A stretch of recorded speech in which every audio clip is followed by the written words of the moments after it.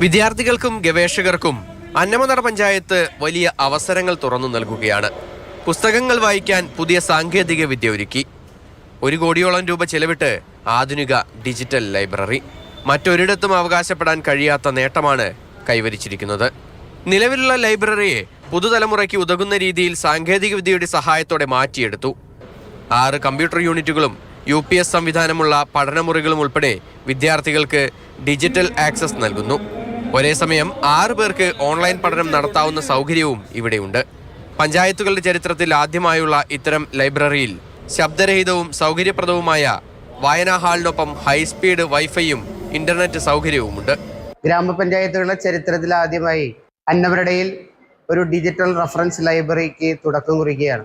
നമ്മുടെ നിലവിലുള്ള ലൈബ്രറിയെ ആധുനികവൽക്കരിക്കുന്നതോടൊപ്പം തന്നെ സിവിൽ സർവീസ് അക്കാദമിയിലെ കുട്ടികൾക്കടക്കം വിദ്യാർത്ഥികൾക്കും യുവജനങ്ങൾക്കും റഫറൻസിനും മത്സരാധിഷ്ഠിത പരീക്ഷകൾക്ക് സജ്ജമാക്കുന്നതിന് വേണ്ടിയിട്ടുള്ള ഡിജിറ്റൽ റഫറൻസ് ലൈബ്രറിയുടെ പ്രവർത്തനം ആരംഭിക്കുന്നത്. മലയാളം, ഇംഗ്ലീഷ് ഭാഷകളിലെ ബുക്കുകളെല്ലാം ഇവിടെ ലഭ്യമാണ്. ഓൺലൈൻ ജേണലുകൾ, പത്രങ്ങൾ, ഗവേഷണ റിസോഴ്സുകൾ തുടങ്ങി വിപുലമായ ശേഖരമാണ് പുതുതലമുറയ്ക്കായി ഒരുക്കിയിരിക്കുന്നത്. പ്രൊജക്ടർ, സ്മാർട്ട് ബോർഡ്, ഓഡിയോ സംവിധാനങ്ങൾ അടങ്ങിയ digital class room, seminar hall, workshop തുടങ്ങി എല്ലാ സൗകര്യങ്ങളും പുതിയ വായനശാലയോടൊപ്പമുണ്ട്. മാതൃഭൂമി ന്യൂസ്, തൃശൂർ.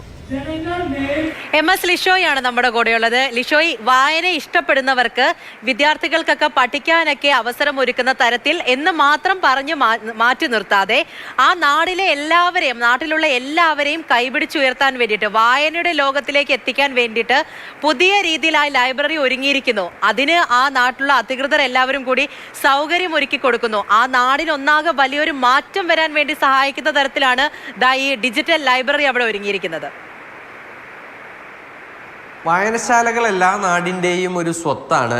അതുമാത്രമല്ല, അത് ആളുകൾക്കുള്ളിൽ പ്രത്യേകിച്ച് യുവാക്കൾ എത്രത്തോളം സ്വാധീനിക്കുന്നു എന്നുള്ളതൊക്കെ കഴിഞ്ഞ കാലങ്ങളിൽ നമ്മൾ കണ്ടതാണ്.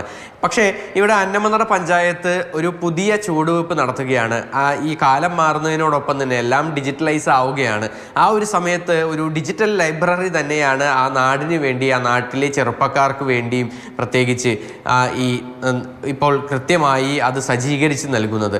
മാത്രമല്ല, ഈ ഡിജിറ്റൽ ബുക്കുകളൊക്കെ തന്നെ ലഭ്യമാക്കുക എന്ന് പറയുന്നത് കുറച്ചൊക്കെ ചെലവ് കൂടുതലുള്ള കാര്യമാണ്. കാരണം അവിടെ ഒരു പഴയ ലൈബ്രറി ആയിരുന്നു. ആ ലൈബ്രറി നവീകരിക്കുന്നതിനോടൊപ്പം തന്നെ ഈ പുതിയ തലമുറയ്ക്ക് വേണ്ടി അത് ഡിജിറ്റലൈസ് ചെയ്യുന്നു എന്നുള്ളതും ആണ് അവിടെ ചെയ്യുന്നൊരു കാര്യം. അതായത് ആയിരക്കണക്കിന് പുസ്തകങ്ങളാണ് ഇത്തരത്തിൽ കമ്പ്യൂട്ടർ വഴിയും അതുപോലെ തന്നെ ഓൺലൈൻ സാധ്യതകളൊക്കെ തന്നെ കൃത്യമായി ഉപയോഗപ്പെടുത്തിക്കൊണ്ട് അവിടെ എല്ലാവർക്കുമായി ഒരുക്കി നൽകിയിരിക്കുന്നു. പ്രത്യേകിച്ച് വിദ്യാർത്ഥികൾക്ക് അവരുടെ കഴിവുകൾ പരിപോഷിപ്പിക്കുന്നതിനും അതുപോലെ തന്നെ അവരുടെ പേപ്പർ പ്രസൻറ്റേഷൻ ഉൾപ്പെടെയുള്ള കാര്യങ്ങൾക്കൊക്കെ തന്നെ ഒരു റിസർച്ചൊക്കെ തന്നെ നടത്തുന്നതിനൊക്കെ തന്നെയാണ് ഈ അന്നമനട പഞ്ചായത്ത് ഈ ഒരു പദ്ധതി എന്തായാലും മുന്നോട്ട് വെച്ചിരിക്കുന്നത്. ഇത് ഒരുപാട് ഇടങ്ങളിലേക്ക് വ്യാപിപ്പിക്കേണ്ടതുണ്ട് എന്നുള്ള ഒരു അഭിപ്രായമാണ് എനിക്കുള്ളത്. കാരണം മറ്റൊന്നുമല്ല, ഇപ്പോഴത്തെ ഒരു കാലത്ത് ലൈബ്രറികളുടെയും പുസ്തകങ്ങളുടെയും ഒക്കെ തന്നെ പ്രാധാന്യം അത് വലുത് തന്നെയാണ്. പക്ഷെ അത് ഓൺലൈൻ ആക്കുന്നതിലെ ഒരു കാര്യം കൂടി അതുകൂടി നമ്മളെല്ലാവരും അതോടൊപ്പം ഗുണങ്ങൾ ഏറെയാണ്.